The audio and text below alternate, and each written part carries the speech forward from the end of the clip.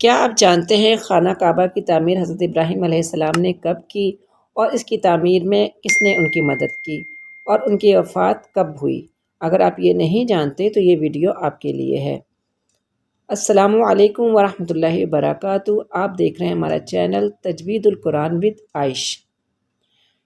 ہم حضرت ابراہیم علیہ السلام کا قصہ بیان کر رہے ہیں۔ اگر ابھی تک آپ نے اس سے پہلے کی ایک ساتھ نہیں دیکھی تو آخر میں ان کا لنک دیا جا رہا ہے، وہ ایک ساتھ آپ دیکھ لیجئے تاکہ آپ حضرت ابراہیم علیہ السلام کی زندگی کا قصہ اچھی طرح سمجھ آ جائے۔ حضرت ابراہیم خلیل اللہ حکم خداوندی سے جب اس عظیم ترین قربانی کے عمل سے سرخرو ہوئے تو انہوں نے حضرت اسماعیل کو بی بی ہاجرہ کے سپرد کر دیا اور خود حضرت سارہ خاتون کے یہاں تشریف لے گئے۔ ابھی اس واقعے کو چند ہی روز گزرے تھے کہ حضرت جبرائیل علیہ السلام تشریف لائے اور حضرت ابراہیم سے کہنے لگے، اے ابراہیم، تم پر اللہ تعالیٰ نے سلام بھیجا ہے اور ساتھ یہ بھی فرمایا ہے کہ اس سرزمین پر اللہ کے واسطے ایک خانہ کعبہ بناؤ تاکہ مخلوق کو خدا کو زیادہ سے زیادہ فائدہ پہنچ سکے۔ جب حضرت ابراہیم نے سوال کیا کہ خانہ کعبہ کیسے بنے گا تو حکم خداوندی ہوا، اے ابراہیم، تم ایک اونٹ پر سوار ہو جاؤ، میرے حکم سے آسمان پر ایک بادل آئے گا اور تم ساتھ ساتھ چلتے رہنا، پھر جہاں وہ بادل ٹھہر جائے گا اور جہاں تک اس کا سایہ گرے وہاں تک نشان لگا کر خانہ کعبہ کی بنیاد ڈال دینا۔ چنانچہ خدا کے حکم سے بالکل ایسا ہی ہوا۔ لیکن ایک اور روایت بھی ہے کہ اس موقع پر حضرت جبرائیل دوبارہ نازل ہوئے اور انہوں نے جہاں کی نشاندہی کی تھی وہاں تک بیت اللہ کی بنیاد ڈال دی گئی۔ قرآن مجید میں اس واقعے کا ذکر یوں ہے، جس کا ترجمہ ہے، اور جب ٹھیک کر دیا ہم نے ابراہیم کا ٹھکانہ اس گھر کا، شریک نہ کرے میرے ساتھ کسی اور کو، اور پاک رکھ میرے گھر کو طواف کرنے والوں، کھڑے رہنے والوں اور رکوع اور سجود کرنے والوں کے لیے، کیونکہ اور دیگر امتوں میں رکوع نہ تھا، یہ خاص صفت اس امت کو فرمائی گئی ہے۔ اور یہ بھی حضرت ابراہیم کو بتایا گیا کہ آئندہ آنے والی نسلیں اس گھر کو آباد کریں گی۔ اللہ تعالیٰ کی طرف سے حکم ہوا، اے ابراہیم، تمہیں پتھر کی ضرورت ہوگی تو وہ تمہیں کوہ لبنان، ابو قبیس اور کوہ صفا اور مروہ سے ملیں گے۔ حضرت جبرائیل علیہ السلام ان پہاڑوں سے پتھر لاتے جاتے اور حضرت ابراہیم اس کی تعمیر کرتے رہے۔ اس تعمیر میں حضرت اسماعیل علیہ السلام نے بھی اپنے والد کا بھرپور ساتھ دیا۔ جب حضرت ابراہیم نے خانہ کعبہ تعمیر کر لیا تو اس موقع پر حضرت جبرائیل نازل ہوئے اور فرمایا، اے ابراہیم، لوگوں کو اس گھر کی طرف بلانے کی دعوت دو۔ یہ حکم سن کر حضرت ابراہیم نے بارگاہ رب العزت میں عرض کی، یا الہی، میری آواز کہاں تک پہنچے گی اور کون اس کو سنے گا؟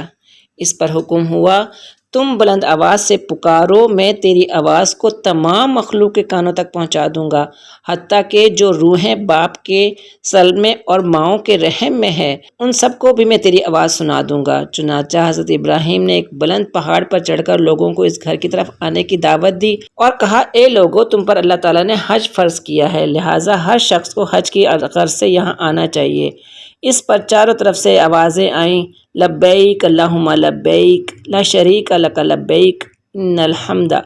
لوگوں کو پکارنے کے بعد جب حضرت ابراہیم نے مکے کے درمیان میں چاروں طرف نگاہ دوڑائی تو وہاں فصلیں، پانی اور گھاس وغیرہ کچھ بھی نہ تھا۔ اس پر حضرت ابراہیم نے دعا کی، اے خداوند کریم، جس کوہ میدان میں تیرے یہ بندے آباد ہوئے ہیں اس میدان کو تو سرسبز اور ہرا بھرا کر دے۔ اللہ تعالیٰ نے اپنی خاص رحمت سے اس شہر کی سرزمین کو ہرا بھرا کر دیا۔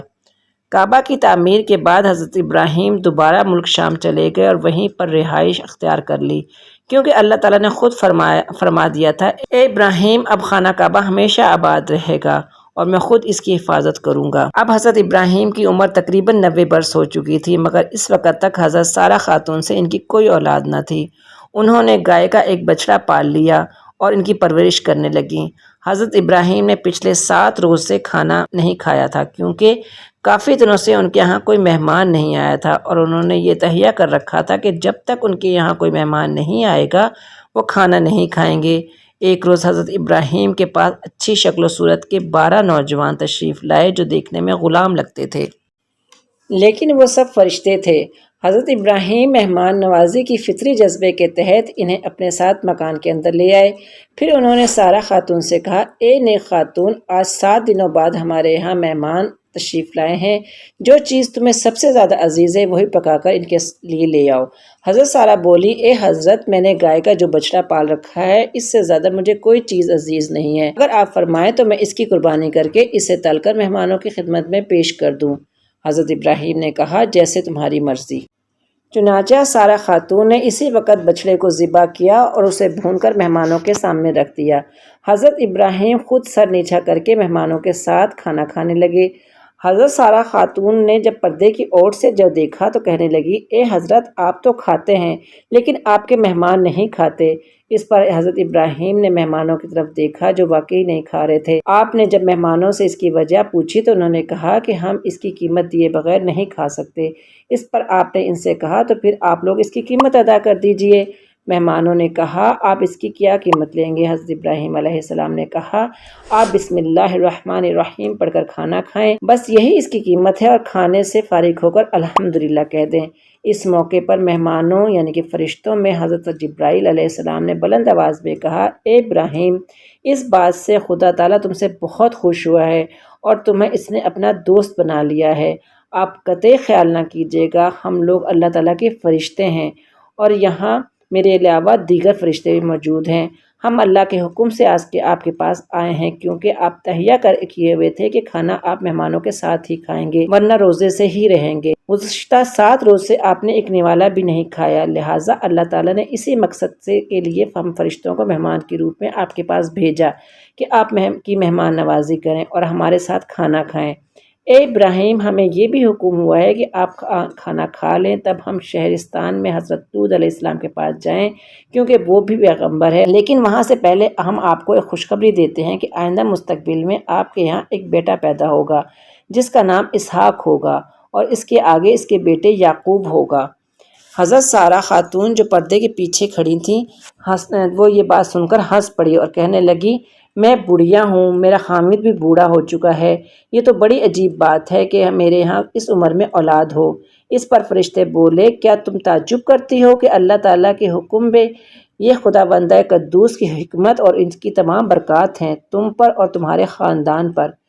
پھر جب جبرائیل علیہ السلام کہنے لگے، اے سارہ خاتون، تم اللہ تعالیٰ کے کارخانے قدرت پر حیرت مت کرو، ہم تمہیں مزید خوشخبری دیتے ہیں کہ تمہارے یہاں اسحاق نامی جو بیٹا پیدا ہوگا اس کی پشت سے مزید 70,000 پیغمبر پیدا ہوں گے۔ یہ سن کر حضرت سارہ نے ان فرشتوں سے پوچھا، کیا اس امر کے آثار ہیں کہ میرے یہاں اولاد ہو؟ فرشتے کہنے لگے، اگر تم کو یقین نہیں تو آج اپنی آنکھوں کے سامنے یہ قدرت کا کرشمہ بھی دیکھ لو۔ تمہارے سامنے طباق میں جو بچڑے کی ہڈیاں پڑی ہیں، تم ان کی طرف دیکھو اور کہو، کم باذن اللہ۔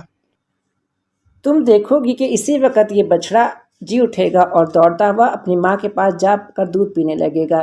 حضرت سارہ خاتون نے جیسے ہی ہڈیوں پر نظر ڈالتے ہوئے قم باذن اللہ کہا تو ہڈیاں دوبارہ ایک بچڑے کی شکل اختیار کر گئیں اور وہ دوڑ کر اپنی ماں کے پاس جا کر دودھ پینے لگا۔ پھر فرشتوں نے حضرت سارہ سے کہا کہ تم دیکھ رہی ہو حضرت ابراہیم کے گھر میں ایک درخت کی شاخ سوکھی پڑی ہے جو کہ کبھی ہری نہیں ہو سکتی، لیکن ابھی حضرت جبرائیل جب اس پر اپنا پر لگائیں گے تو وہ فوراً ہری بھری ہو جائے گی۔ چنانچہ جیسے ہی جبرائیل نے اس سوکھی نیم ساختہ شاخ سے اپنا پر لگایا تو دیکھتے ہی دیکھتے وہ نہ صرف ہری بھری ہو گئی بلکہ اس پر میوہ جات بھی کثیر تعداد میں لگ گئے۔ پھر فرشتوں نے حضرت سارہ خاتون سے کہا، تم نے اپنی آنکھوں سے خدا کی یہ قدرت تو دیکھ لی ہے، اب یہ بھی یقین کر لو کہ اللہ تعالیٰ اس بڑھاپے میں بہت جلد تمہیں فرزند عطا کرے گا۔ اتنا کہنے کے بعد فرشتے وہاں سے رخصت ہو گئے اور پھر واقعی کچھ عرصے بعد حضرت سارہ خاتون کی گود ہری ہو گئی۔ اللہ تعالیٰ نے انہیں ایک بیٹا عطا کیا جس کا نام اسحاق رکھا گیا، اور بعد میں ان کی پوچھ سے واقعی 70,000 پیغمبر اس دنیا میں تشریف لائے۔